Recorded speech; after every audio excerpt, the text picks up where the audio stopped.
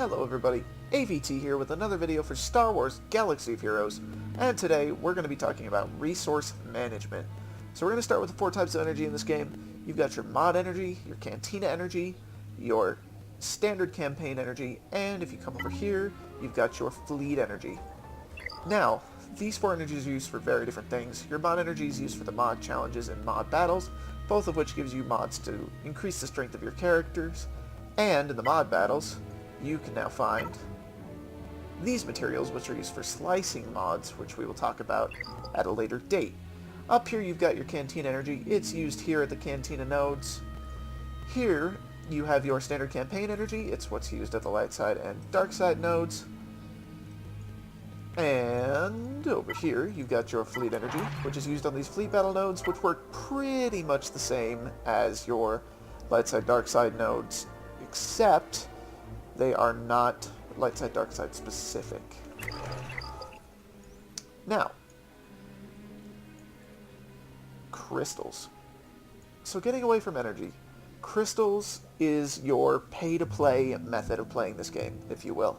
So basically, you can go in here to the store, you can go to crystals, and then for various types of money, or various amounts of money, you can buy crystals. Now what are crystals used for? Crystals are used for these packs, which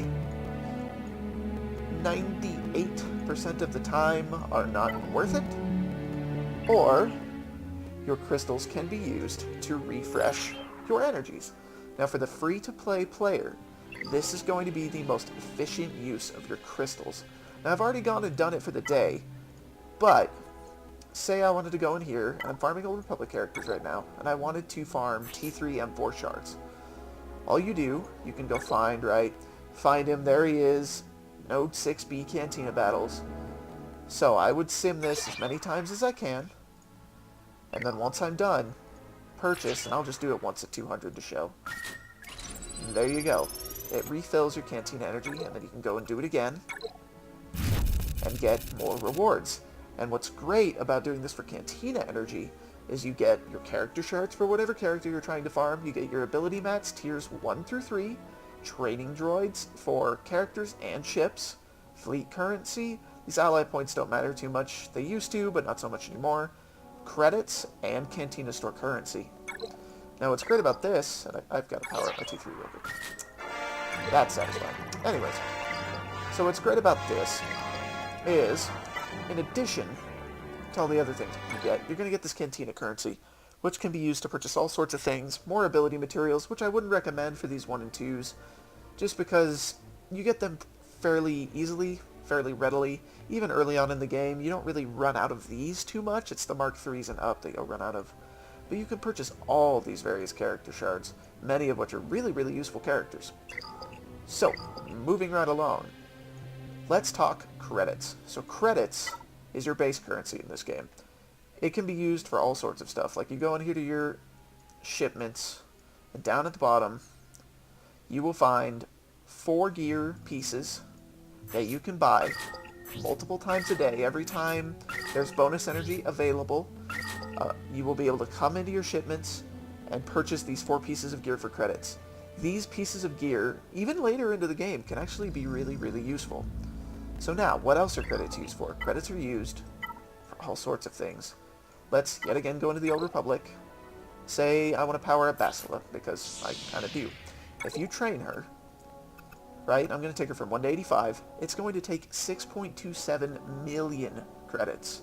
So we're going to go ahead and do that. And there you go. Now she's level 85.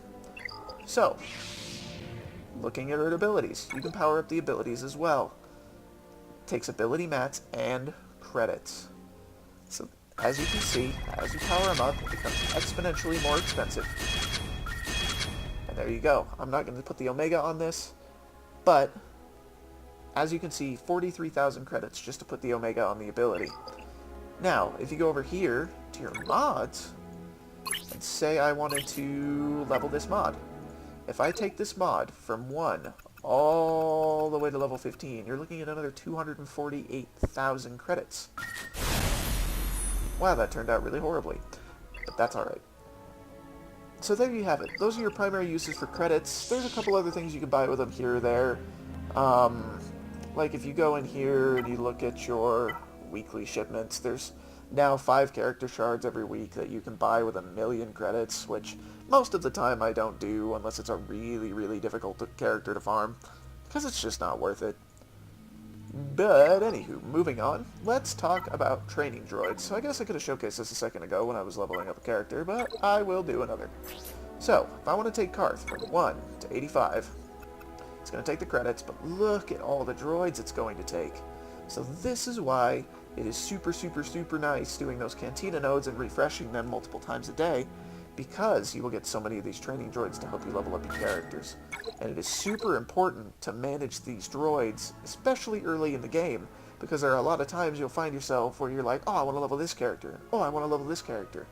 But if you do that, you'll actually spread your resources too thin, and you'll find yourself out-leveling your characters. So say your player level is 50, but you only have the droids to get your characters up to 40.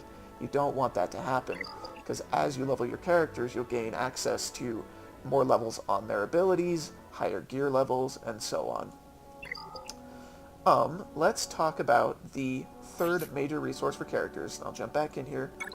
Ability mats. So, these are incredibly important. There are 5 of them. There's Ability Mat Mark 1, 2, 3, Omegas, and Zetas. Now we'll talk about Omegas and Zetas in another video, but as you can see, when you go through and level up a character's abilities, it's going to take more and more of these ability mats.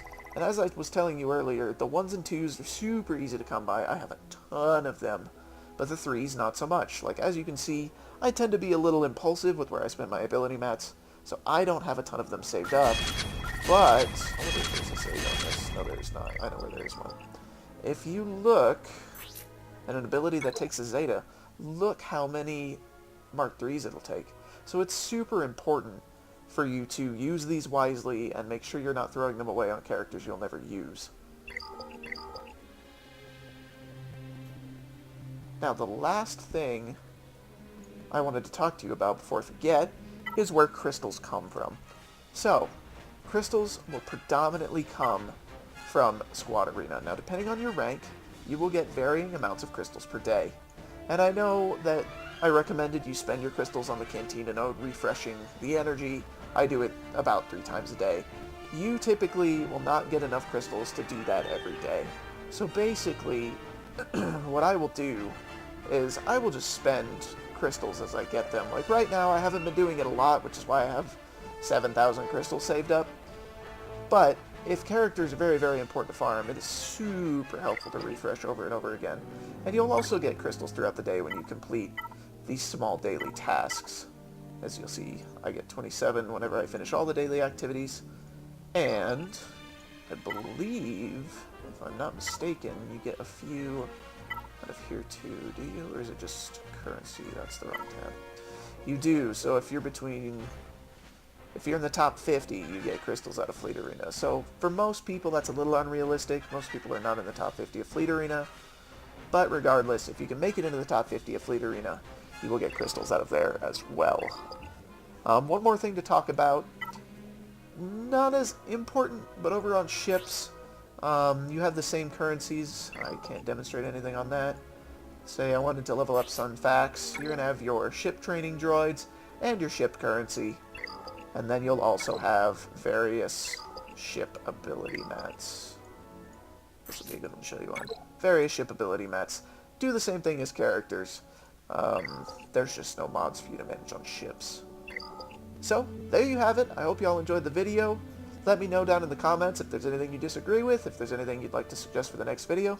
And as always, like and subscribe, and we'll see you next time.